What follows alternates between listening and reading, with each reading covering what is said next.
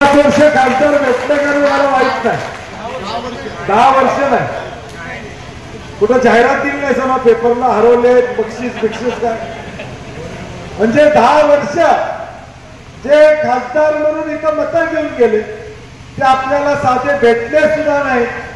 आज तुमच्या घरातली मुलगी, तुमची बहीण या नात्यानं प्रणिती तुमच्या पुढे आलेली आहे।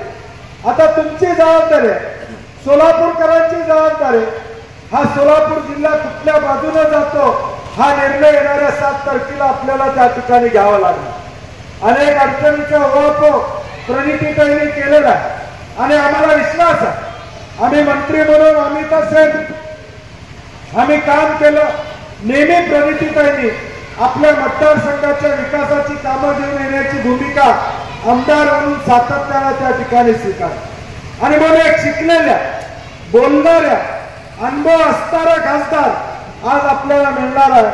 आता आपली जबाबदारी आहे की मतदान करून त्यांना खासदार म्हणून निवडून देण्याची आपली जबाबदारी असतात। 10 वर्षाचा निष्क्रियतेचा अनुभव आपल्या पाठीशी आहे।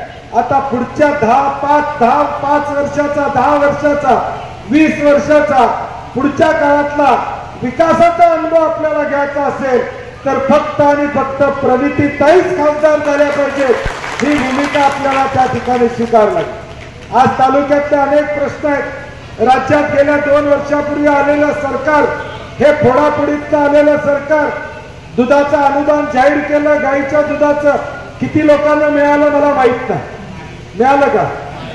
अटीच एवढ्या घटल्यात की ते 5 रुपये येता येता आमचे 50 रुपये संपले। म्हणजे मस घेतली होती दुधाला, आता व्याला आली तरी 5 रुपये काय मिळालं नाही, अशी आमची परिस्थिती दुधाच्या अनुदानाची त्या ठिकाणी झाली। हे फसवा सरकार, ज्या सरकारनं नुसत्या घोषणा केल्या काही केलं नाही, या पद्धतीचं हे सरकार आहे। मराठा आरक्षणाचे निर्णय झाले, कोण कोर्टात जाते हो?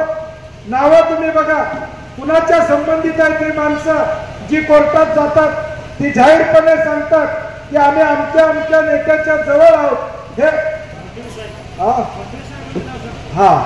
फडणवीस साहेबांचं नाव सांगतात की आम्ही यांच्या जवळ आहोत, तीच माणसं कोर्टात जातात, हे आरक्षण थांबवायचं काम त्या ठिकाणी करतात। मग नेमका आरक्षणाला विरोध कुणाचा आहे हे लोकांना आता लक्षात आलेलं आहे आणि म्हणून माझी विनंती आहे की अनेक जाहीरनाम्यातले मुद्दे अमित देशमुखांनी आपल्या समोर सांगितले, विशेष करून महिलांना, गरीब महिलांना महिन्याला 8,500 म्हणजे वर्षाला 1 लाख रुपये काँग्रेसची सत्ता आल्यावर तुमच्या अकाउंटवर डायरेक्ट त्या ठिकाणी मिळणार, डायरेक्ट नवऱ्याच्या अकाउंटवर नाही, तुमच्या अकाउंटवर डायरेक्ट महिन्याला 8,500 रुपये।